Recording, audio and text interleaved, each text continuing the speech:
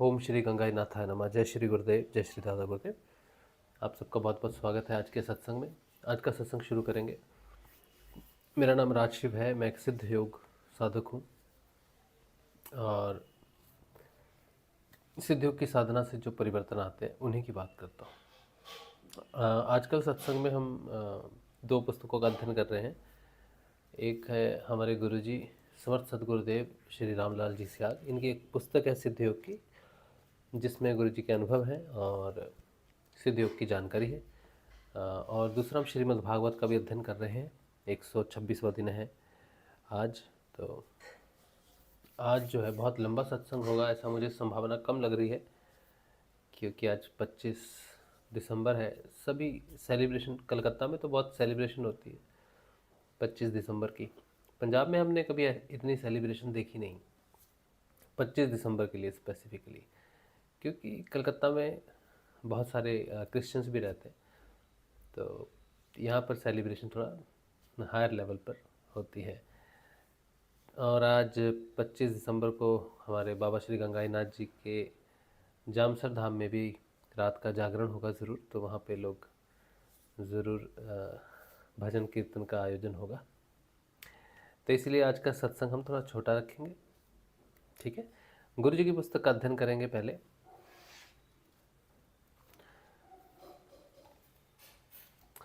आज जो अध्ययन करेंगे वो है पेज नंबर 93 और चैप्टर नंबर है 16। गुरुजी क्या कहते हैं? मंत्र शक्ति पर इस युग के मानव का विश्वास क्यों खत्म हुआ? ये बात है 8 मार्च 1988 की। गुरुदेव कहते हैं, शब्द की उत्पत्ति मात्र उस परम सत्ता की देन है। हर अक्षर किसी न किसी शक्ति का स्वरूप है। सारी शक्तियां मनुष्य के शरीर में स्थित हैं। हर शक्ति का उपयुक्त स्थान है, अतः उपयुक्त मंत्र का जप उसके स्थान विशेष पर ध्यान केंद्रित करके करने पर निश्चित समय में वह शक्ति अवश्य चेतन हो जाएगी। हमारे धर्म की गुरु शिष्य परंपरा इस पर विस्तार से प्रकाश डालती है। कुछ लोग सोचते हैं कि आज एक गुरु भाई ने एक प्रश्न पूछा था कि पता नहीं हमारा ध्यान कभी लगेगा कि नहीं लगेगा, कब लगेगा पता नहीं। तो मैंने उनसे कहा था, देखिए कब किसका ध्यान लगता है ये तो गुरुदेव ही जाने, कोई इसके विषय में क्या ही बात कर सकता है। आप अपना नाम जप, अपना काम करते रहो, सही समय आने पर आपको जरूर ध्यान में आप प्रवेश करेंगे। और यही बात गुरु जी की पुस्तक में लिखी हुई है। गुरु जी कहते हैं, ध्यान से सुनिए कब आपका ध्यान लगेगा। तो गुरुदेव कहते हैं,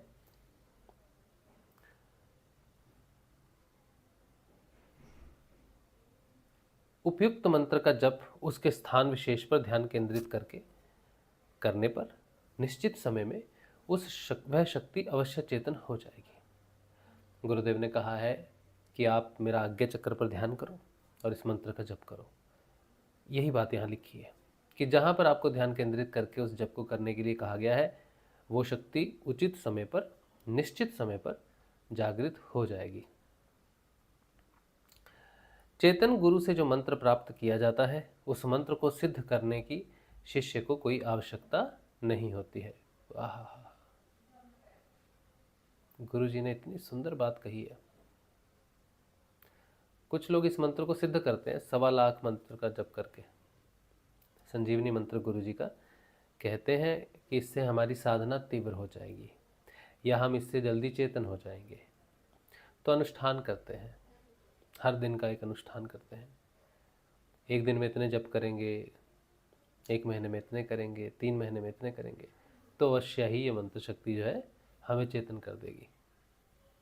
तो गुरु जी ने कहा है, चेतन गुरु से जो मंत्र प्राप्त होता है, उस मंत्र को सिद्ध करने की शिष्य को आवश्यकता नहीं होती। चंद दिनों में वह शक्ति अपनी प्रत्यक्षानुभूति कराने लगती है। जिस व्यक्ति ने चेतन गुरु से दीक्षा ली है और शक्तिपात के द्वारा गुरु अपनी ताकत उसे देकर गया है, केवल वही मंत्र दीक्षा देने का अधिकारी है। ऐसा व्यक्ति जब मंत्र दीक्षा देता है तो वह शक्ति मानव के कल्याण हेतु कार्य करती है। परंतु अगर मंत्र दीक्षा देने वाला गुरु चेतन नहीं है तो उस मंत्र की शक्ति कभी भी प्रकट नहीं होगी। अगर अधिक कष्टों के कारण एकाग्रता अधिक हुई तो लाभ के स्थान पर हानि होने की अधिक संभावना है। बहुत सुंदर बात कही गुरुजी ने। कहते हैं अगर अधिक कष्टों के कारण एकाग्रता अधिक हुई तो लाभ के स्थान पर हानि होने की अधिक संभावना है, क्योंकि जब वह शक्ति चेतन होगी तो सक्षम गुरु के आशीर्वाद के अभाव में मनुष्य उसकी ताकत को सहन नहीं कर सकेगा और अनेक प्रकार की मानसिक व दिमागी बीमारियां लगने की ही संभावना अधिक रहेगी। बहुत सुंदर बात कही है। हम आपको एक पुराने गुरु भाई की एक बात बताते हैं, उनकी निंदा नहीं कर रहे, लेकिन आपकी जानकारी के लिए बताते हैं। एक बार आज से लगभग 3 साल पहले एक गुरु भाई गुरुदेव के सिद्ध योग में आए। ठीक है।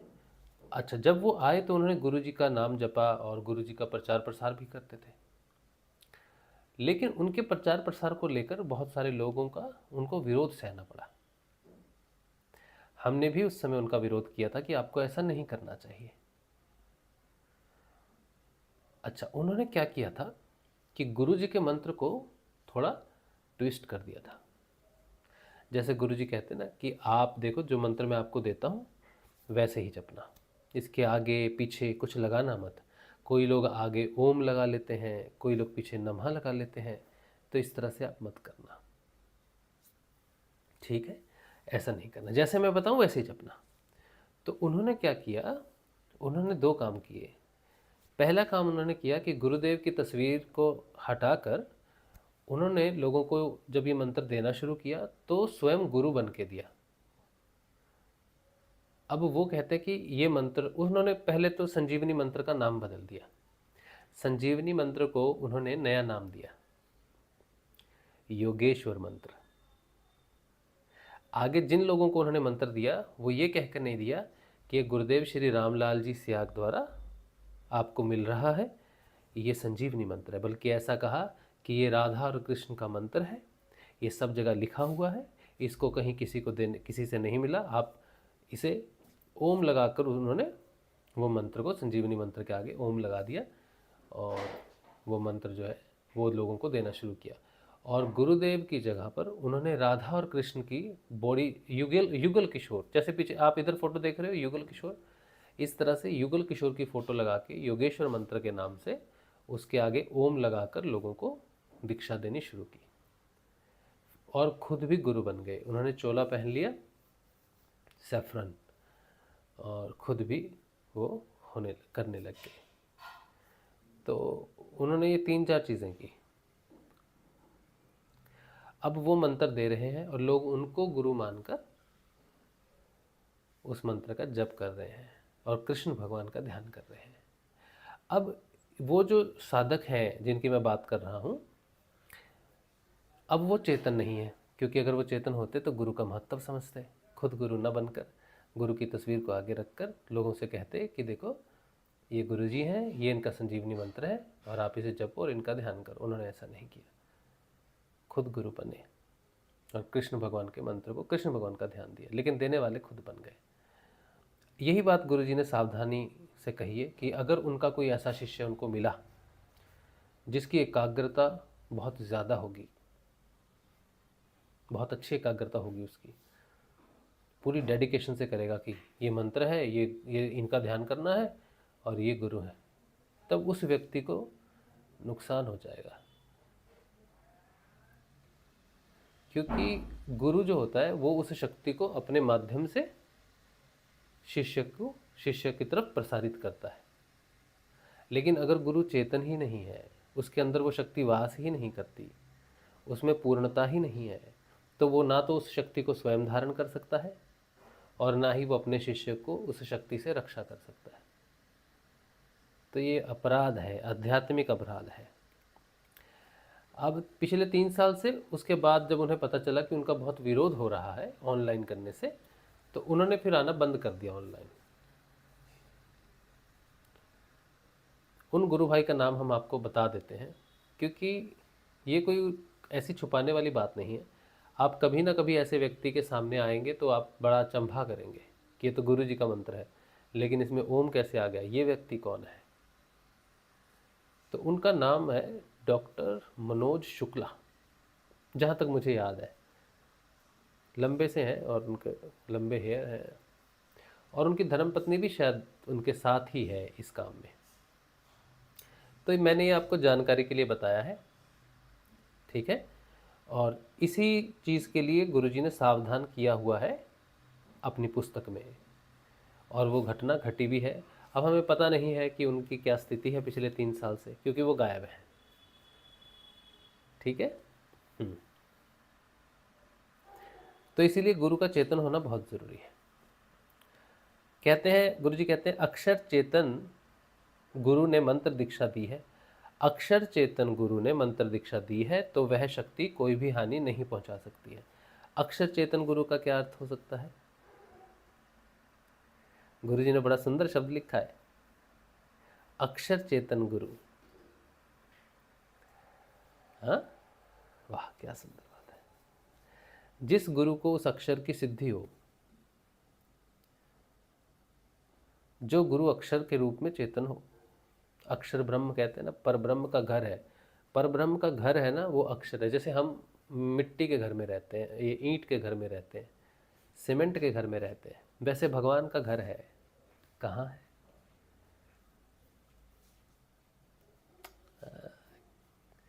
अक्षर उसका घर है। इसीलिए अक्षर जब खुल जाता है, मंत्र जब खुल जाता है, तो उसके अंदर जो ब्रह्म है उसकी प्राप्ति हमें होती है।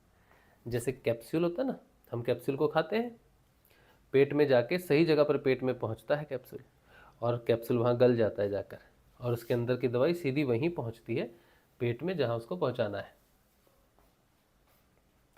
इसी तरह से गुरु जो अक्षर देता है मंत्र, वो हृदय में जाकर खुल जाता है। ऐसे होना चाहिए। मन मन में जपते हैं ना, है ना, तो मन को पकड़ लेता है, ऊपर हरण कर लेता है मन का। हरण करने वाला कौन है? वही है। मन शांत तो काम हो जाता है। तो अक्षर चेतन गुरु ने मंत्र दीक्षा दी है, तो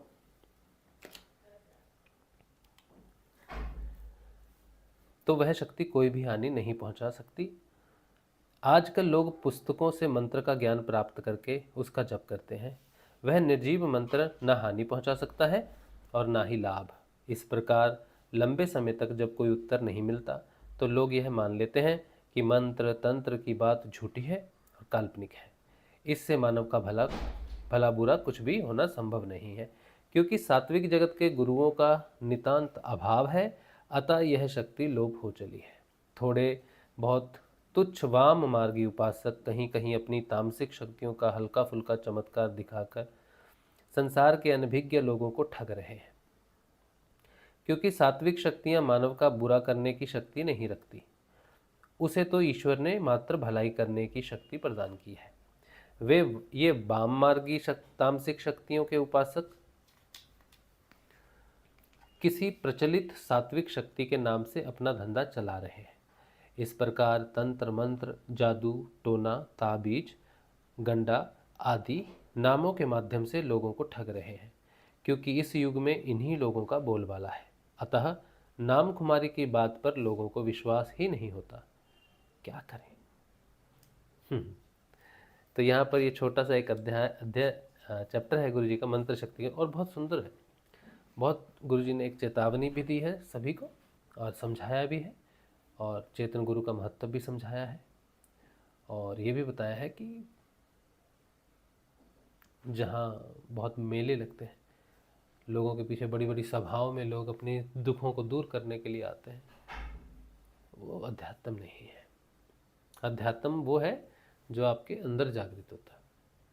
तो वो चेतन गुरु जो अक्षर चेतन है, वो जो अक्षर आपको देगा उससे आपका भला होगा, ठीक है। चेतन बिना जो गुरु चेतन ना हो, उसका हुआ दिया हुआ मंत्र आपको मुसीबत में डाल सकता है। चलिए, ये एक छोटा सा अध्ययन था गुरु जी की पुस्तक का। पुखराज माली, ध्यान में गर्दन में दर्द क्यों होता है? गर्दन में दर्द इसलिए होता है क्योंकि हमारा जो चेतना का जो डिसेंट है, शक्ति का जो डिसेंट है, वो यहाँ से नीचे होता है रीढ़ की हड्डी में, ऐसा मेरा मानना है। तो रीढ़, ये जो गर्दन है, गर्दन एक युद्ध स्थल की तरह है, जहाँ से ऊपर से दिव्यता नीचे शरीर में प्रवाह करती है और नीचे से माया का अवरोध होता है।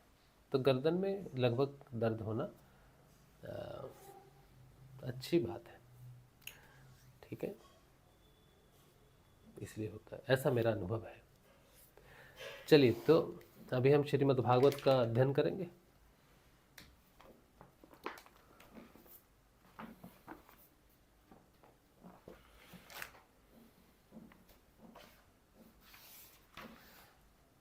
जय श्री गुरुदेव, जय श्रीमद् भागवत। आपको नमस्कार करते हैं, स्वयं को भी नमस्कार करते हैं कि हमें सौभाग्य मिला श्रीमद् भागवत का योग का।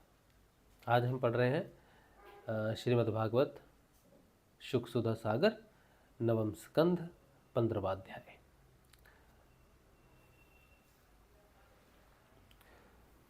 रचिक, जमदाग्नि और परशुराम जी का चरित्र। आप सबको मैरी क्रिसमस। श्री सुखदेव जी कहते हैं, हे परीक्षित, उर्वशी के गर्भ से पुरुरवा के 6 पुत्र हुए। आयु, ऋतायु, सत्य आयु, रय, विजय और जय। ऋतायु का पुत्र था वसुमान, सत्य आयु का ऋतंजय, रय का एक और जय का अमित, विजय का भीम, भीम का कांचन, कांचन का होत्र और होत्र का पुत्र था जहुनु। ये जहुनु वही थे जो गंगा जी को अपनी अंजलि में लेकर पी गए थे। जहुनु का पुत्र था पुरु, पुरु का बालक और बालक का अजक, अजक का कुश था, कुश के 4 पुत्र थे, कुशाम्बु, तनय, वसु और कुशनाभ। इनमें से कुशाम्बु के पुत्र गाधी हुए। हे परीक्षित, गाधी की कन्या का नाम सरस्वती था। रचिक ऋषि ने वेरी सॉरी। इनमें से कुशाम्बु ने पुत्र गाधी हुए। परीक्षित, गाधी की कन्या का नाम था सत्यवती। रचिक ऋषि ने गाधी से उनकी कन्या मांगी। रचिक ऋषि ने गाधी से उनकी कन्या मांगी। गाधी ने यह समझकर कि ये कन्या के योग्य वर नहीं है, रचिक से कहा, हे मुनिवर, हम लोग कुशिक वंश के हैं, हमारी कन्या मिलनी कठिन है, इसलिए आप 1000 ऐसे घोड़े लाकर मुझे शुल्क रूप में दीजिए, जिनका सारा शरीर तो श्वेत हो, परंतु एक एक कान श्याम वर्ण का हो। जब गाधी ने यह बात कही, तब रचिक मुनि उनका आशय समझ गए और वरुण के पास जाकर वैसे ही घोड़े ले आए तथा उन्हें देकर सुंदरी सत्यवती से विवाह कर लिया। एक बार महर्षि रचिक से उनकी पत्नी और सास दोनों ने ही पुत्र प्राप्ति के लिए प्रार्थना की।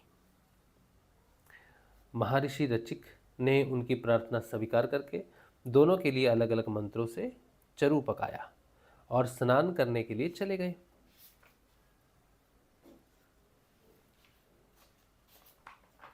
सत्यवती की मां ने यह समझकर कि ऋषि ने अपनी पत्नी के लिए श्रेष्ठ चरु पकाया होगा,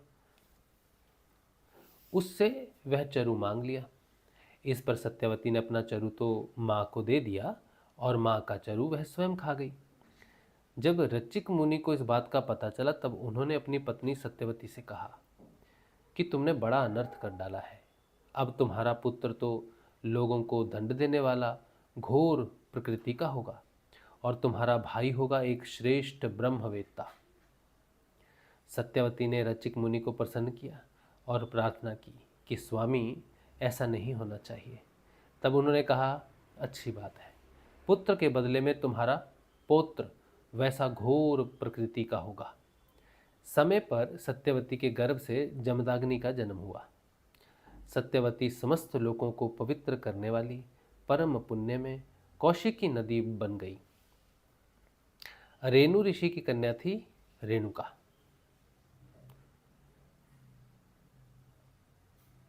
जमदाग्नि ने उसका पानी ग्रहण किया। रेणुका के गर्भ से जमदाग्नि ऋषि के वसुमान आदि कई पुत्र हुए। उनमें सबसे छोटे परशुराम जी थे।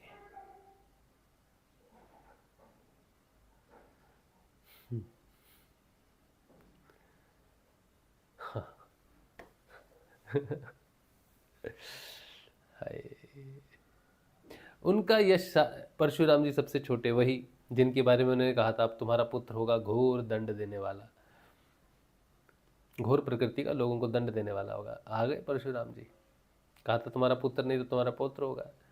तो सबसे छोटे जो पुत्र हुए जमदाग्नि ऋषि के, वो परशुराम जी हुए। उनका यश सारे संसार में प्रसिद्ध है। कहते हैं कि है वंश का, है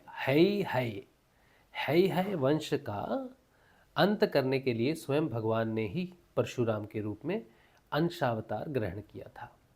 उन्होंने इस पृथ्वी को 21 बार क्षत्रियहीन कर दिया। यद्यपि क्षत्रियों ने उनका थोड़ा सा ही अपराध किया था, फिर भी वे लोग बड़े दुष्ट, ब्राह्मणों के अभक्त, रजोगुणी और विशेष करके तमोगुणी हो रहे थे। यही कारण था कि वे पृथ्वी के भार हो गए थे, और इसी के फलस्वरूप भगवान परशुराम ने उनका नाश करके पृथ्वी का भार उतार दिया। राजा परीक्षित ने पूछा, भगवान, अवश्य ही उस समय के क्षत्रिय विषय लोलुप हो गए थे, परंतु उन्होंने परशुराम जी का ऐसा कौन सा अपराध कर दिया था जिसके कारण उन्होंने बार बार क्षत्रियों के वंश का संहार किया। श्री सुखदेव जी कहने लगे, परीक्षित, उन दिनों है वंश का अधिपति था अर्जुन। वह एक श्रेष्ठ क्षत्रिय था। उसने अनेकों प्रकार की सेवा शुश्रूषा करके भगवान नारायण के अंशावतार दत्तात्रेय जी को प्रसन्न कर लिया, और उनसे 1000 भुजाएं तथा कोई भी शत्रु युद्ध में पराजित न कर सके, यह वरदान प्राप्त कर लिया। साथ ही इंद्रियों का अबाध बल, अतुल संपत्ति, तेजस्विता, वीरता, कीर्ति और शारीरिक बल भी उसने अपनी कृपा से प्राप्त कर लिया था। उसने उनकी कृपा से प्राप्त कर लिया था। वह योगेश्वर हो गया था। उसमें ऐसा ऐश्वर्य था कि वह सूक्ष्म से सूक्ष्म, स्थूल से स्थूल रूप धारण कर सकता था। सभी सिद्धियां उसे प्राप्त थीं। वह संसार में वायु की तरह सब जगह बेरोक टोक विचरा करता था। एक बार गले में वैजयंती माला पहने सहस्त्र बाहु अर्जुन बहुत ही सुंदरी स्त्रियों के साथ नर्मदा नदी में जल विहार कर रहा था। उस समय मदोन्मत्त सहस्त्र बाहु ने अपनी बाहों से नदी का प्रवाह रोक दिया। दशमुख रावण का शिविर भी वहीं कहीं पास में था। नदी की धारा उल्टी बहने लगी, जिससे उसका शिविर डूबने लगा। रावण अपने को बहुत बड़ा वीर तो मानता ही था, इसलिए सहस्त्रार्जुन का यह पराक्रम उसने सहन नहीं किया, उससे सहन हुआ नहीं। जब रावण सहस्त्रबाहु अर्जुन के पास जाकर बुरा भला कहने लगा, तब उसने स्त्रियों के सामने ही खेल खेल में रावण को पकड़ लिया और अपनी राजधानी माहिष्मति में ले जाकर बंदर के समान कैद कर लिया। अरे माहिष्मति, माहिष्मति तो हमने वो एक फिल्म देखी थी अभी, बाहुबली, है ना? हाँ, यहाँ भी इसको बाहुबली ही, सहस्त्रबाहु बाहुबली ही है अर्जुन जिसकी बात हो रही है, और उसकी जो राजधानी है उसका नाम है माहिष्मति। आपने पिक्चर देखी है बाहुबली? उनमें उनकी राजधानी का नाम है माहिष्मति। यहीं से लिया है उन्होंने, श्रीमद् भागवत से लिया है। तो रावण को पकड़कर ले जाकर बंदर के समान कैद कर लिया। पीछे पुलस्त्य जी के कहने से सहस्त्रबाहु ने रावण को छोड़ दिया।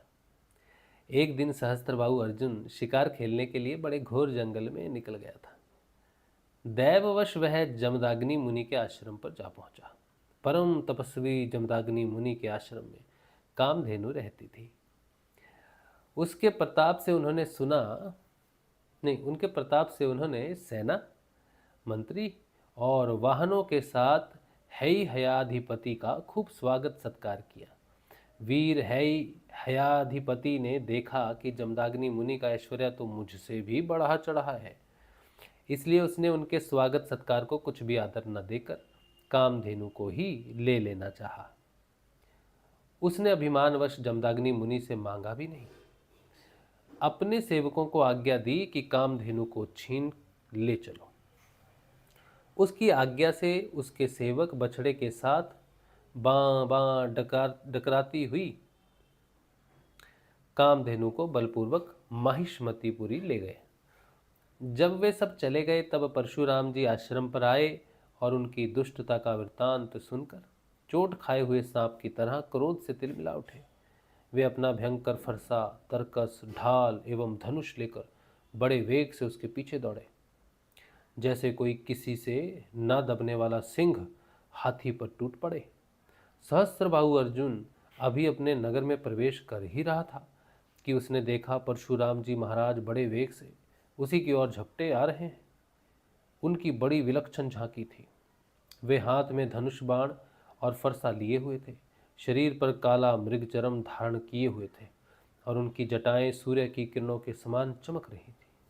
उन्हें देखते ही उसने गदा, खड़ग, बाण, रिष्टि, शतघनी और शक्ति आदि आयुधों से सुसज्जित एवं हाथी, घोड़े, रथ तथा पदातियों से युक्त अत्यंत भयंकर 17 अक्षौहिणी सेना भेजी।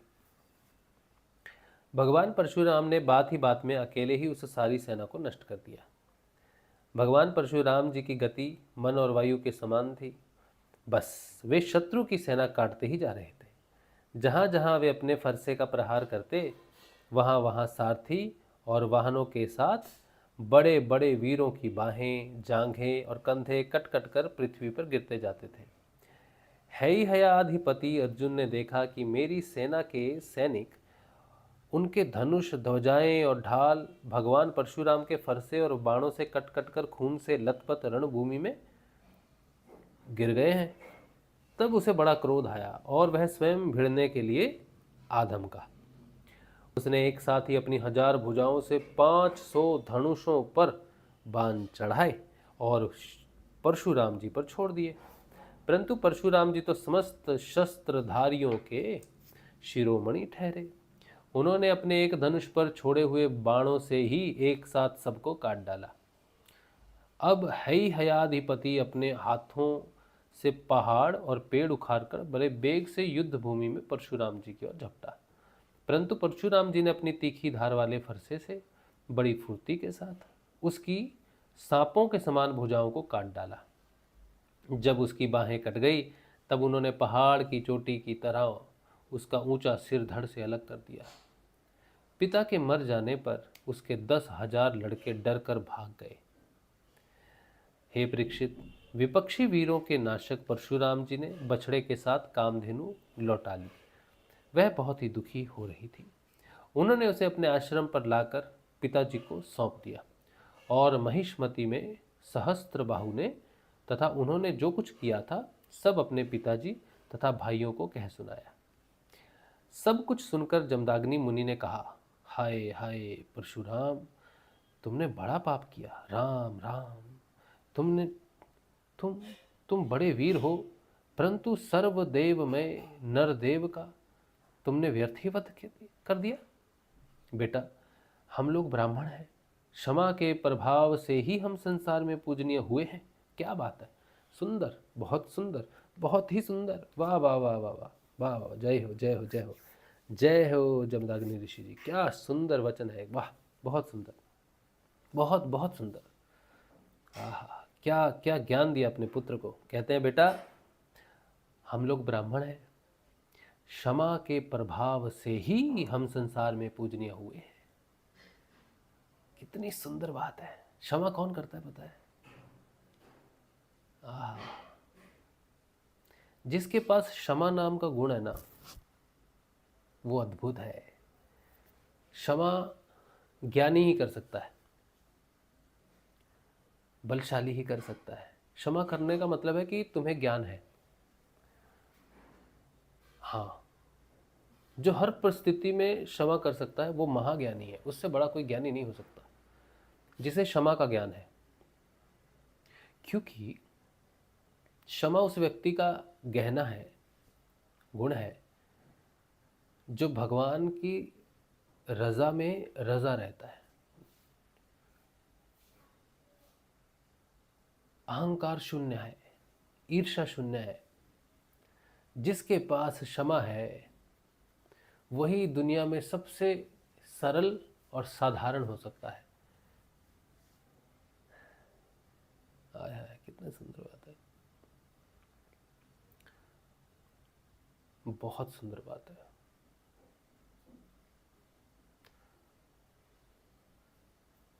हमारे जीवन में एक शब्द है जिसने हमें हमारे जीवन को पकड़ के रखा है, केंद्र है हमारे जीवन का, और वो शब्द है सत्य। हमारा जीवन सत्य को केंद्र मान के आगे बढ़ रहा है, परिवर्तन हो रहा है। ये दूसरा ऐसा शब्द है जिसने हमें इतना प्रभावित किया है, क्षमा। जिसे सत्य का ज्ञान हो वो क्षमा कर सकता है बस। तो सत्य पहले है, सत्य से ही क्षमा प्रकट हो सकती है। बहुत सुंदर, बहुत ही सुंदर, बहुत सुंदर, बहुत सुंदर है। क्या कहते हैं बेटा, हम ब्राह्मण हैं। अच्छा, ये सिर्फ ब्राह्मणों के लिए नहीं है कि क्षमा सिर्फ ब्राह्मण के पास हो। ज्ञानी, जो ज्ञानी है वो ब्राह्मण हो सकता है, ठीक है। और ज्ञान किसके पास होता है? जिसको आत्म प्राप्त हो, आत्म रूप प्राप्त हो, वही ब्राह्मण है। तो कहते हैं बेटा, हम लोग ब्राह्मण हैं, क्षमा के प्रभाव से ही हम संसार में पूजनीय हुए हैं। और तो क्या, सबके दादा ब्रह्मा जी भी क्षमा के बल से ही ब्रह्म पद को प्राप्त हुए हैं। आह, क्या सुंदर बात है, क्या सुंदर है जी, क्या सुंदर है। ब्रह्मा जी ब्रह्मा है।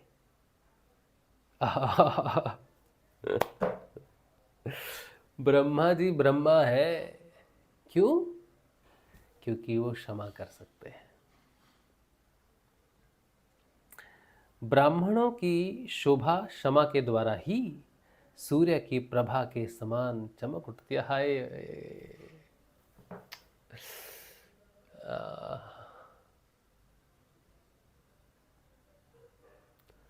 इतनी सुंदर वचन है ना ये, ऐसा लग रहा है कोई वरमाला पहना रहा है। वरमाला मतलब वरमाला नहीं, मतलब माला।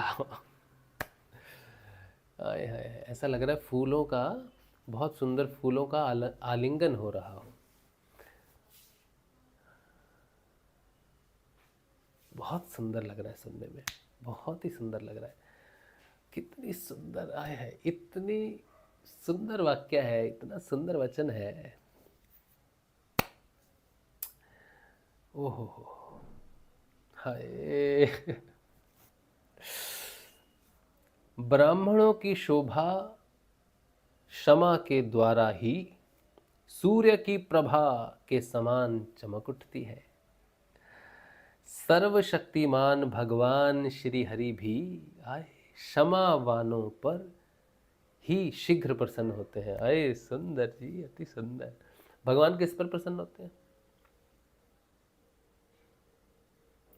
जो क्षमा कर सकता है। देखा, ये बात घूमकर वहीं आई है, लेकिन देख लो क्या हमने शुरू में बात की थी। क्षमा वो व्यक्ति कर सकता है जो भगवान की रजा में राजी है, ये बात करी थी ना।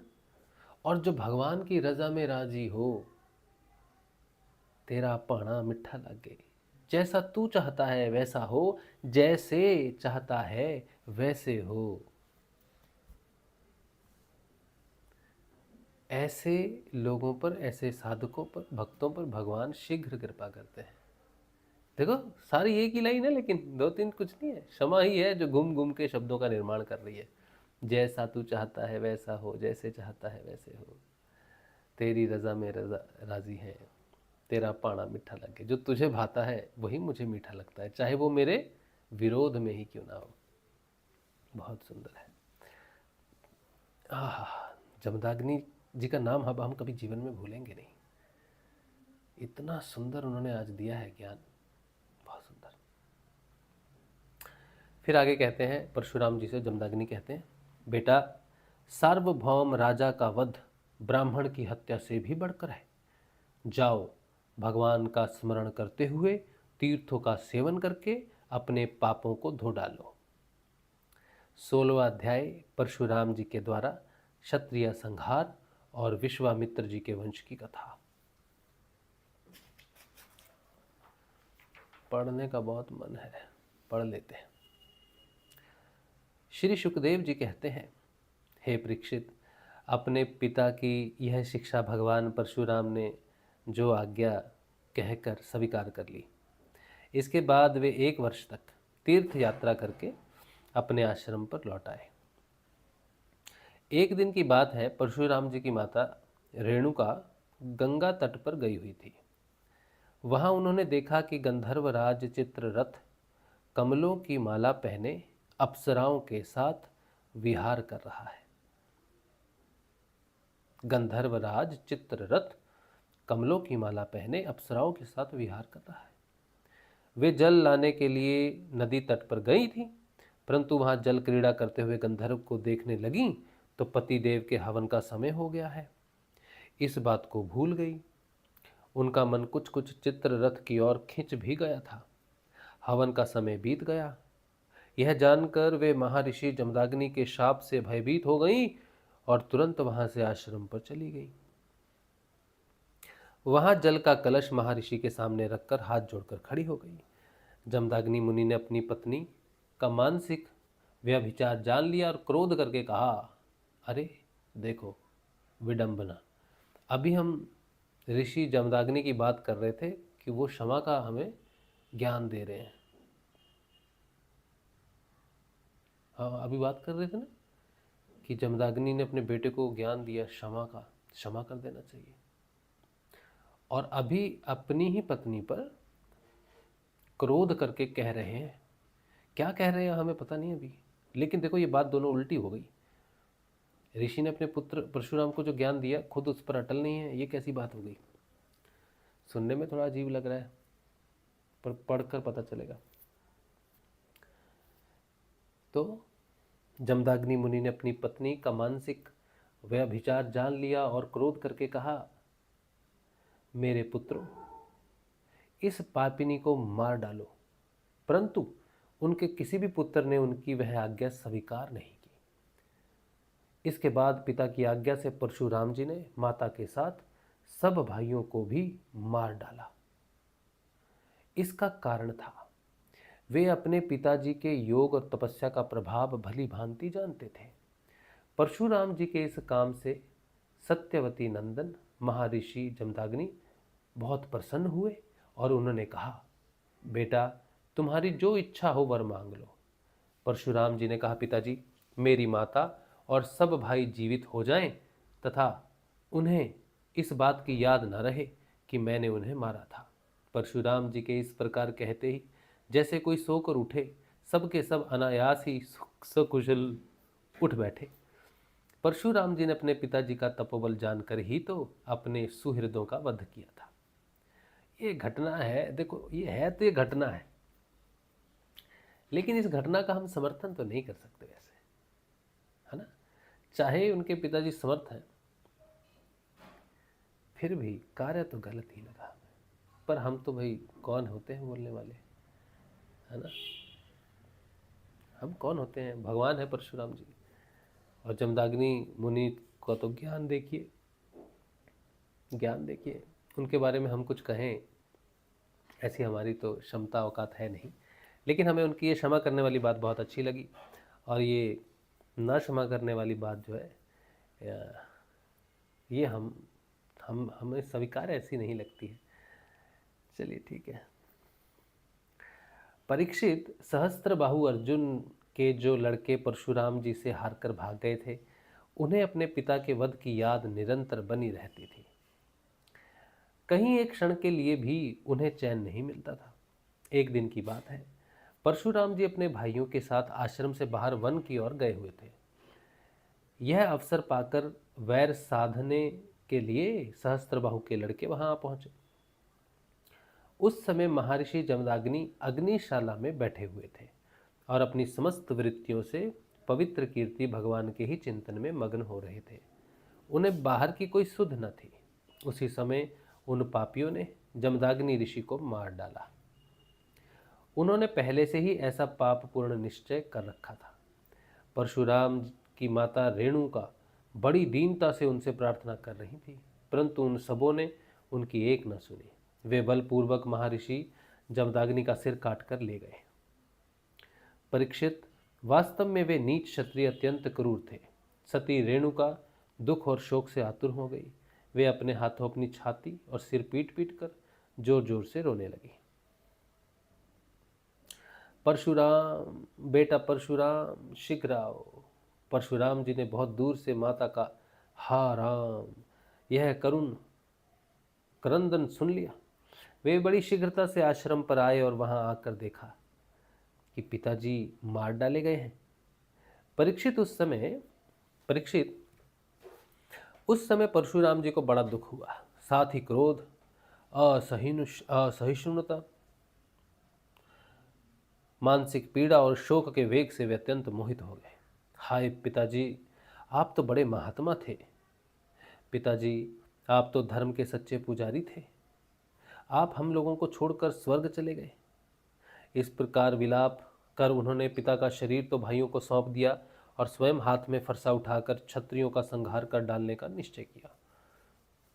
हे परीक्षित, परशुराम जी ने माहिष्मती नगरी में जाकर सहस्त्रबाहु अर्जुन के पुत्रों के सिरों से नगर के बीचों बीच एक बड़ा भारी पर्वत खड़ा कर दिया। सिरों से नगर के बीचों बीच सबके सिर काट दिए और इकट्ठे करके पहाड़ी बना दिए सरों, कटे हुए सरों का। उस नगर की शोभा तो उन ब्रह्मघाती नीच क्षत्रियों के कारण ही नष्ट हो चुकी थी। उनके रक्त से एक बड़ी भयंकर नदी बह निकली, जिसे देखकर ब्राह्मण द्रोहियों का हृदय भय से कांप उठता था। भगवान ने देखा कि वर्तमान क्षत्रिय अत्याचारी हो गए हैं, इसलिए राजन उन्होंने अपने पिता के वध को निमित्त बनाकर 21 बार पृथ्वी को क्षत्रियहीन कर दिया और कुरुक्षेत्र के समंत पंचक में ऐसे ऐसे 5 तालाब बना दिए जो रक्त के जल से भरे हुए थे। परशुराम जी ने अपने पिताजी का सिर लाकर उनके धड़ से जोड़ दिया और यज्ञों द्वारा सर्वदेव में आत्मस्वरूप भगवान का यजन किया। यज्ञों में उन्होंने पूर्व दिशा होता को, दक्षिण दिशा ब्रह्मा को, पश्चिम दिशा अधरवायु को और उत्तर दिशा सामगान करने वाले उद्गाता को दे दी। इसी प्रकार अग्निकोण आदि विदिशाएं ऋतविजों को दी, कश्यप जी को मध्य भूमि दी, उपद्रष्टा को आर्याव्रत दिया तथा दूसरे सदस्य को अन्य दिशाएं प्रदान कर दी। इसके बाद यज्ञांत स्नान करके वे समस्त पापों से मुक्त हो गए और ब्रह्म नदी सरस्वती के तट पर मेघ रहित सूर्य के समान शोभ्यमान हुए। महर्षि जमदाग्नि को स्मृति रूप संकल्पमय शरीर की प्राप्ति हो गई। कौन सी? महर्षि जमदाग्नि को स्मृति रूप संकल्पमय शरीर की प्राप्ति हो गई। परशुराम जी से सम्मानित होकर वे सप्त ऋषियों के मंडल में 7वें ऋषि हो गए। जमदाग्नि 7वें ऋषि हो गए। हे परीक्षित, कमल लोचन जमदाग्नि नंदन भगवान परशुराम आगामी मनवंतरों में सप्त ऋषियों के मंडल में रहकर वेदों का विस्तार करेंगे। ओके। वे आज भी किसी को किसी प्रकार का दंड ना देते हुए शांत चित्त से महेंद्र पर्वत पर निवास करते हैं। वहाँ सिद्ध, गंधर्व और चारण उनके चरित्र का मधुर स्वर से गान करते रहते हैं। सर्वशक्तिमान विश्वात्मा भगवान श्री हरि ने इस प्रकार भृगु वंशियों में अवतार ग्रहण करके पृथ्वी के भारभूत राजाओं का बहुत बार वध किया। महाराज गाधी के पुत्र हुए प्रज्वलित अग्नि के समान परम तेजस्वी विश्वामित्र जी।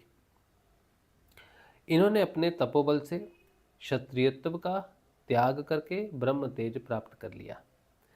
हे परीक्षित, विश्वामित्र जी के 100 पुत्र थे। उनमें बिचले पुत्र का नाम था मधुछंदा, इसलिए सभी पुत्र मधुछंदा के ही नाम से विख्यात हुए। विश्वामित्र जी ने भृगुवंशी अजिगर्त के पुत्र अपने भांजे शुनहशेप को, जिसका नाम देवरात भी था, पुत्र रूप में स्वीकार कर लिया और अपने पुत्रों से कहा कि तुम लोग इसे अपना बड़ा भाई मानो। यह वही प्रसिद्ध भृगुवंशी शुनहशेप था जो हरिश्चंद्र के यज्ञ में यज्ञ पशु के रूप में मोल लेकर लाया गया था। ओह अच्छा। विश्वामित्र जी ने प्रजापति वरुण आदि देवताओं को स्तुति करके उसे पाश बंधन से छुड़ा लिया था। विश्वामित्र जी ने प्रजापति वरुण आदि देवताओं की स्तुति करके उसे पाश बंधन से छुड़ा लिया था। देवताओं के यज्ञ में यही शुनहशेप देवताओं द्वारा विश्वामित्र जी को दिया गया था। अतः दैवः रातः इस व्युत्पत्ति के अनुसार गाधी वंश में यह तपस्वी देवरात के नाम से विख्यात हुआ। विश्वामित्र जी के पुत्र में जो बड़े थे उन्हें शुनहशेप को बड़ा भाई मानने की बात अच्छी नहीं लगी। इस पर विश्वामित्र जी ने क्रोधित होकर उन्हें शाप दे दिया कि दुष्टों, तुम सब मलेच्छ हो जाओ। इस प्रकार जब 49 भाई मलेच्छ हो गए, तब विश्वामित्र जी के बिचले पुत्र मधुछंदा ने अपने से छोटे 50 भाइयों के साथ कहा, पिताजी, आप हम लोगों को जो आज्ञा करते हैं हम उसका पालन करने के लिए तैयार हैं। यह कहकर मधुछंदा ने मंत्र दृष्टा शुनहशेप को बड़ा भाई स्वीकार कर लिया और कहा कि हम सब तुम्हारे अनुयायी छोटे भाई हैं। तब विश्वामित्र जी ने अपने इन आज्ञाकारी पुत्रों से कहा, तुम लोगों ने मेरी बात मानकर मेरे सम्मान की रक्षा की है, इसलिए तुम लोगों को जैसे सुपुत्र प्राप्त करके मैं धन्य हुआ। मैं तुम्हें आशीर्वाद देता हूँ कि तुम्हें भी सुपुत्र प्राप्त होंगे। मेरे प्यारे पुत्रों, यह देवरात शुनहशेप भी तुम्हारे ही गोत्र का है। तुम लोग इसकी आज्ञा में रहना। हे परीक्षित, विश्वामित्र जी के अष्टक, हारीत, जय और कृतुमान आदि और भी पुत्र थे। इस प्रकार विश्वामित्र जी की संतानों से कौशिक गोत्र में कई भेद हो गए और देवरात को बड़ा भाई मानने के कारण उसका प्रवर ही दूसरा हो गया। ठीक है, 17वां अध्याय है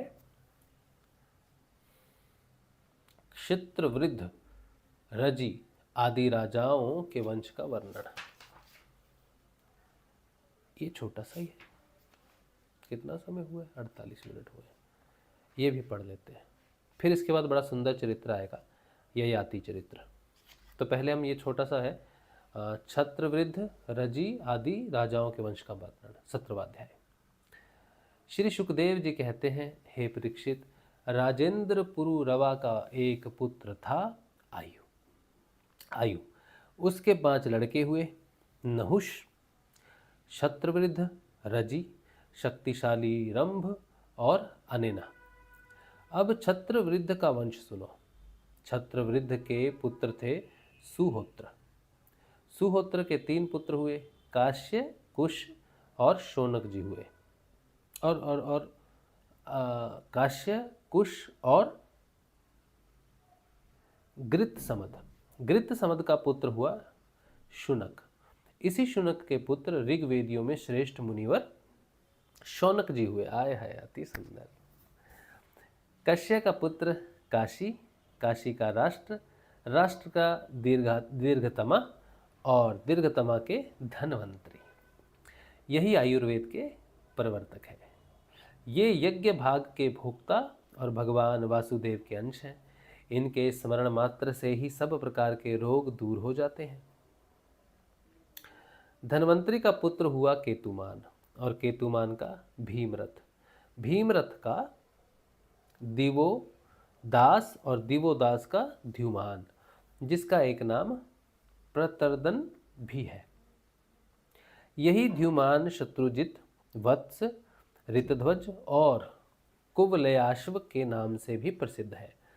द्युमान के ही पुत्र अलर्क आदि हुए। हे परीक्षित, अलर्क के सिवा और किसी राजा ने 66,000 मतलब 66,000 वर्ष तक युवा रहकर पृथ्वी का राज्य नहीं भोगा। क्या बोलते हैं? हे परीक्षित, अलर्क के सिवा और किसी राजा ने 66,000 वर्ष तक युवा रहकर पृथ्वी का राज्य नहीं भोगा। मतलब वो जो थे ना अलर्क, वो युवा रहे 66,000 वर्षों तक। इनके सिवा और कोई नहीं ऐसा निकला। अलर्क का पुत्र हुआ संतति, संतति का सुनीत, सुनीत का सुकेतन, सुकेतन का धर्मकेतु और धर्मकेतु का सत्यकेतु। सत्यकेतु से धृष्टकेतु, धृष्टकेतु से राजा सुकुमार, सुकुमार से वीतिहोत्र,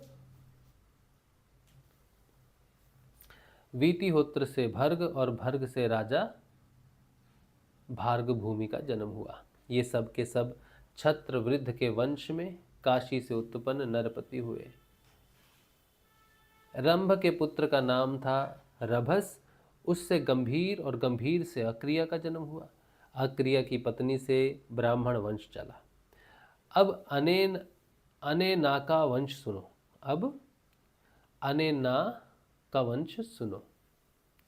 अनेना का पुत्र था शुद्ध, शुद्ध का शुचि, शुचि का त्रिककुद और त्रिककुद का धर्मसारथी। धर्मसारथी के पुत्र थे शांत्रय। शांत्रय आत्मा ज्ञानी होने के कारण कृत्य थे, उन्हें संतान की आवश्यकता न थी। परीक्षित, आयु के पुत्र रजि के अत्यंत तेजस्वी 500 पुत्र थे। क्या कहते हैं? आयु के पुत्र रजि के अत्यंत तेजस्वी 500 पुत्र थे।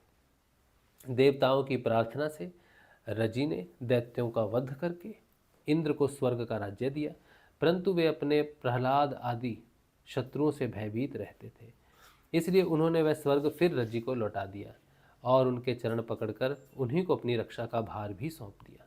जब रजि की मृत्यु हो गई तब इंद्र के मांगने पर भी रजि के पुत्रों ने स्वर्ग नहीं लौटाया, स्वयं ही यज्ञों का भाग भी ग्रहण करने लगे। तब गुरु बृहस्पति जी ने इंद्र की प्रार्थना से अभिचार विधि से हवन किया। इससे वे धर्म के मार्ग से भ्रष्ट हो गए। तब इंद्र ने अनायास ही उन सब रजि के पुत्रों को मार डाला, उनमें से कोई भी न बचा। छत्रवृद्ध के पुत्र कुश से प्रति, प्रति से संजय और संजय से जय का जन्म हुआ।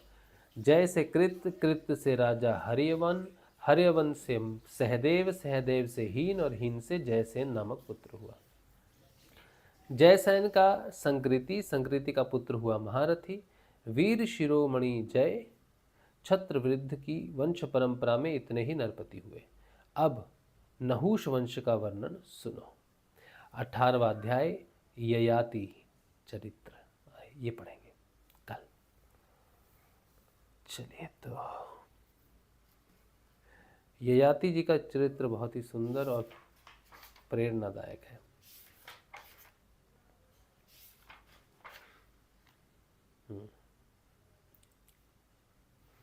चलिए, ठीक है, बहुत अच्छी बात है।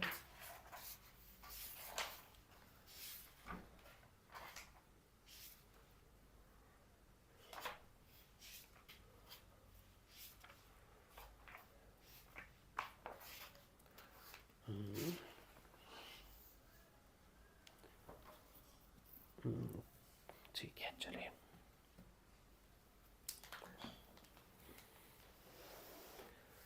अब आपका कोई प्रश्न रहा तो ठीक है।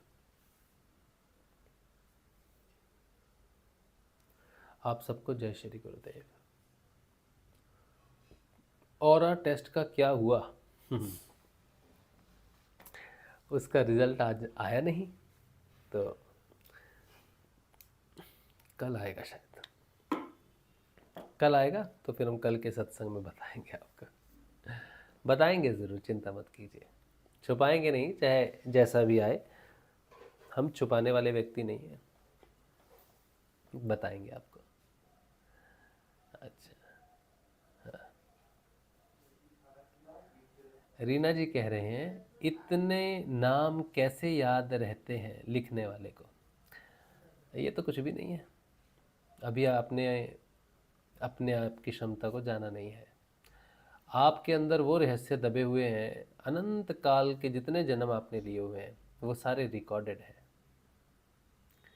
सारे रिकॉर्डिंग है। ऐसी बुद्धि को मेधावती कहते हैं।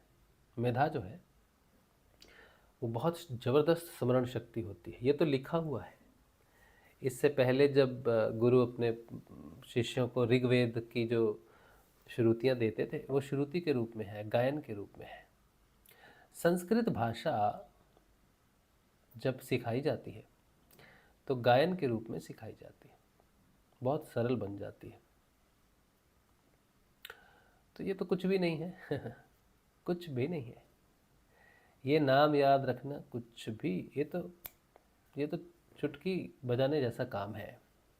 बुद्धि की क्षमता को आप नहीं जानते, नहीं जानते। बहुत ज़बरदस्त। हम तो प्रयोग ही नहीं करते बुद्धि का। हम तो बुद्धि का प्रयोग ही नहीं करते।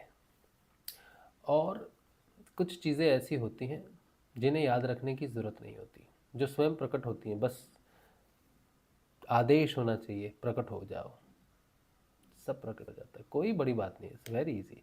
भौतिक दृष्टिकोण से ये चीज़ें बहुत मुश्किल लगती हैं, काल्पनिक लगती हैं, जैसे आपने लिखा कि काल्पनिक स्टोरी जैसी लगती है। लेकिन हमें ये सब पढ़ते हुए एक चीज़ का आभास हो रहा है कि कितने राजा आए, उनके कितने पुत्र आए, उनमें कितनी ताकत थी, कितने वर्षों तक उन्होंने भोग को भोगा, लेकिन कोई भी नहीं बचा, कोई भी नहीं बचा। एक के बाद दूसरा, दूसरे के बाद तीसरा, चौथा, चलता जा रहा है, चलता जा रहा है, चलता जा रहा है। 1000 पुत्र, 500 पुत्र चले गए, वंश खत्म। तो हम देख रहे हैं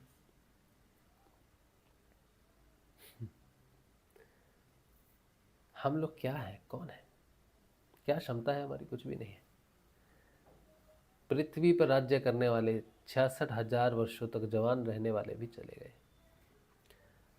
कितना बड़ा सत्य है जीवन का।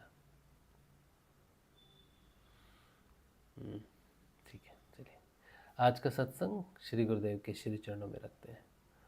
कल मिलेंगे आपसे ध्यान में और सत्संग में, ठीक है।